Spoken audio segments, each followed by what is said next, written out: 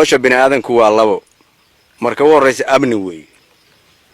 amnigu waxaan u malaynayaa galgala inay tahay meesha ugu amni badan way dhacayaan laakiin markii la fiirsho ciidanka iyo xaddiga ay ku joogaan iyo raggaas intay fadhiyaan oo aan soo maraynay maanta dhan waxaan u malaynayaa muhiimad gaar ah bay Puntland u leedahay intay Puntland ka kooban tahay ciidan wadadan ay joogaan iyo galgala eryada meeshaan anigu maanta ka hor ma iman geeda kan harqaboobe haddaan maanta u bixiyo waxaan u malaynayaa inuu magac noqon doono laakiin waxaan leeyahay isma lahayn cambe intaan leeg baa ku yaala Puntland markii koonfur laga reebo marka muhiimad gaar ah waxaan u malaynayaa beertii jannada ay noqonaysaa meeshaan amniga markii laga yimaado waxa la rabaa jid la maro oo qofka bini'aadanka iyo deeq bixiyaha iyo ganacsadaha iyo wuxuu u baahan yahay jiduu soo maro oo meeshaas ku hormariyo haddii la og yahay barwaaqada tan ku taala oo ganacsato badan og tahay ama inay nabad tahay og yihiin ganacsatadu kuwa badan baa dabaya ka dhisan lahaa madaxweynaha Puntland Saciid Cabdullaahi Deni iyo madaxweyne ku-xigeenka golaha wasiirada kulligood waxa ka go'an in gobolada dhammaan waliba dhulka resource kale in loo soo jeediyo hay'adaha dawladda lacag ku bixiso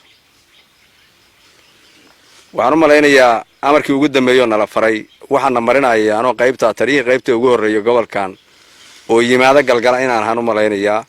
waxaan marinaya ninkii qandaraaska la siiyay oo waqti badan aan ka wixii looga baahnaa aan ka qaban waxaan amar ku qabnaa talaabada ku habboon inaan ka qaadno hadduusan dadkana shaqaynayana waxoodii siin shaqadii loo igmadana sidii gudoomiyuhu sheegay wasiirka inta dambe sheegi doona laga jawaabayo inaan ummadda ka qabanno annaga fariin baan geyn doonaa dawladdana xooggan ku saari doonaa madaxweynahan way ismaqli doonaa wasiirkuna isagaaba haddii golaha wasiirada tegi doono waa ila taynaan u sheegideen sabab waa indhihiisu ku arkayo waxa ugu muhiimsan xuquuqda ciidankan inuu helo midda noogu muhiimsan waxay tahay xaq waxay dawladda u kaleeyihiin inay ka helaan wasiirka maaliyadda waxaan ugu baaqayaa dawladdu agabkeeda kale madaxweynaha iyo wasiirka amniga iyo iyaga laga rabaa laakiin wasiirka maaliyadda waxaan leeyahay indha aadan ku fiirin meelaha kale ina ciidanka buuraha saaran ku fiirsan karno oo si dhow weegto sababtoo ah Puntland wadnaheedu waa ninkii cadawga ka difaaca weeye cadawga wuxuu halakan gabaad ugu soo dhiiranayaa maalin walba meelahan waxaan meelanahayn u wareegayaa waajidiye jahdiid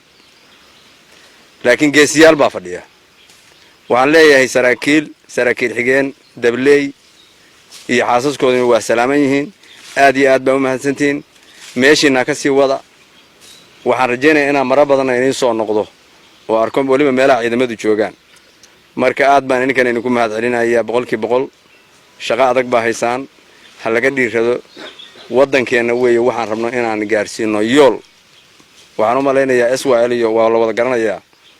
haddee waxay soo mareen waqti aan ciidaba shirin cidna wada hadlin maanta geedkan ma harsaneen haddayan fikirin waxaa Soomaalidu tiraahdaa ninkii madax madow baa maskax ku dameyso haddee